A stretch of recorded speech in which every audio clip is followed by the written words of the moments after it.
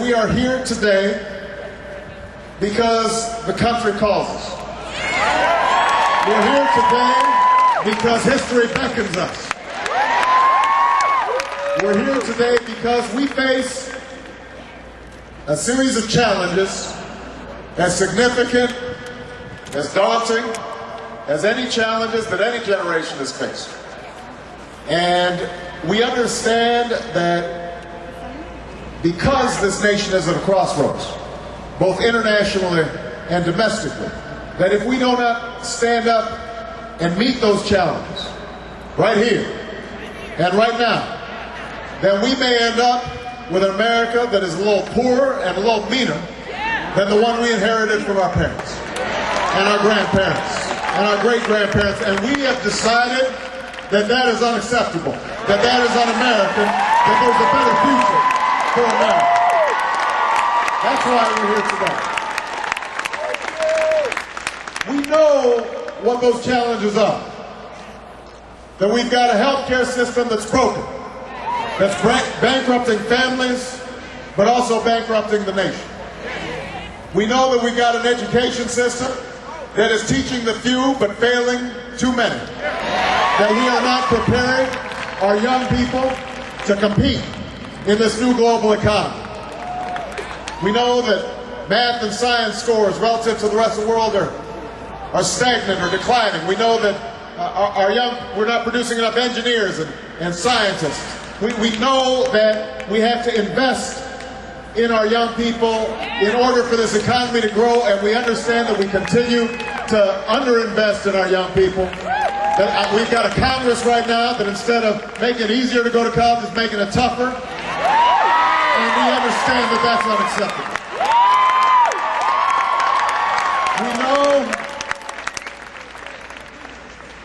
We know that we've got an energy crisis on our hands, that as a consequence of a lack of an energy strategy, not only are we held hostage to the spot oil market and the whims and vagaries of countries overseas, but we also know that we're sending $800 million a day to some of the most hostile nations on earth, helping them to buy weapons, helping them to oppress their own people. We understand as well that in the bargain, we are melting the polar ice caps and warming the planet. And that if we continue on the path that we are on right now, then we are going to have a planet that is unrecognizable. And that it will impact not just our generation, but generations to come. We understand that we've got an economy that has never been more productive, that has never generated more wealth.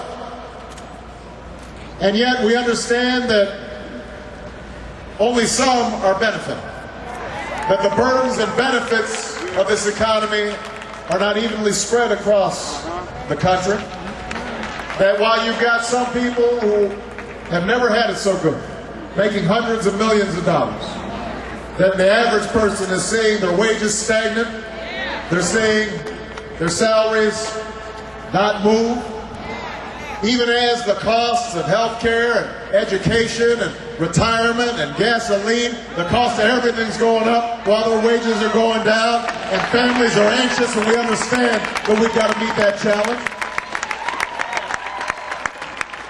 And most of all, we understand that we are in the midst of a war that should have never been authorized and should have never been waged.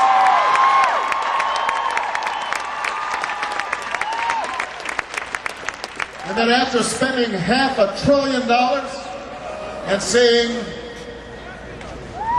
almost 3,200 precious lives lost and thousands more wounded and maimed, their lives never the same again, that we are actually less safe, that America's standing in the world is diminished, that we are less able to affect what happens around the globe